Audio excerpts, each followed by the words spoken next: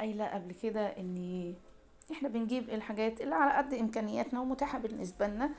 انا كان عندي حبه جمبري باقيين يعني، كنت حطاهم في الديب فريزر، فقلت طب خلاص بقى اطلعهم طالما فيها سمك. انا قشرت لها كده بصلايه وطماطمايه وقرن فلفل. انا بحب ادلع الشوربه بتاعتي، ما بحبهاش اللي هي ميه بالبصل وملح وفلفل بس. انا بحب ادلع الشوربه بتاعتي كده يبقى فيها طعم.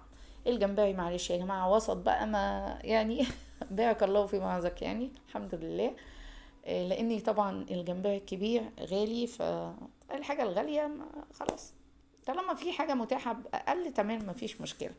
انا هنا حطيت البصل بتاعي على الزيت وشوحت البصل شويه، بس انا بحاول اجري لكم الفيديو شويه عشان كان الفيديو طويل حبه.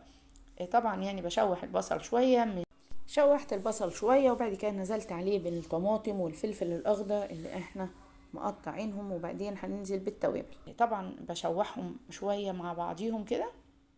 ادي الفلفل الأسود وادي الكمون. وبالأمانة اني انا هنا نسيت الملح، بس انا طبعا حطيت الملح بقى وانا جاية بدوق الشوربة لقيتها من غير ملح. تمام، عشان محدش بس يقولي في التعليقات ده انت مش حاطة ملح. لا، انا بقول اني انا نسيت الملح وانا جايه بدوق الشوربه. حطيت الملح بقى بتاعي وزودتها شويه يعني وظبطت الدنيا. هنا بقى بشوح الجمبري لحد ما كل عربيان او الجمبري، عشان في ناس بتقول عليه عربيان. تمام، ولا يمكن العربيان يا جماعه على اللي هو كبير قوي يعني، اللي هو الجامبو ده ما علينا يعني، خلينا احنا ايه في اطباق الغلابه بتاعتنا كده.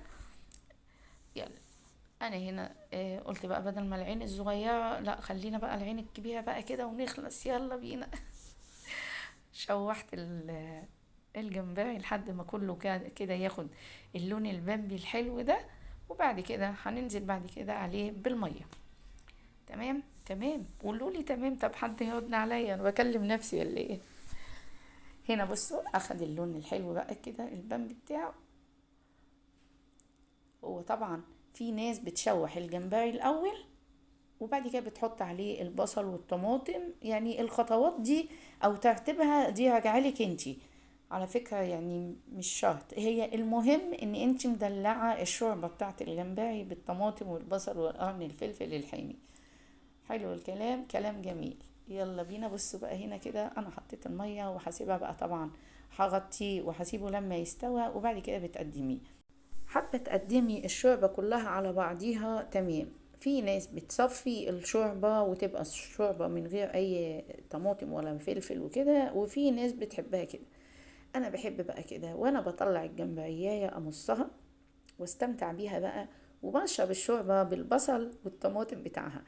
دي طبعا التقديم ده بتاعك انتي واختياراتك. اتمنى ان الفيديو يعجبكم، وما تنسوناش في اللايك والشير، والسلام عليكم، وما تنسوناش في الدعاء.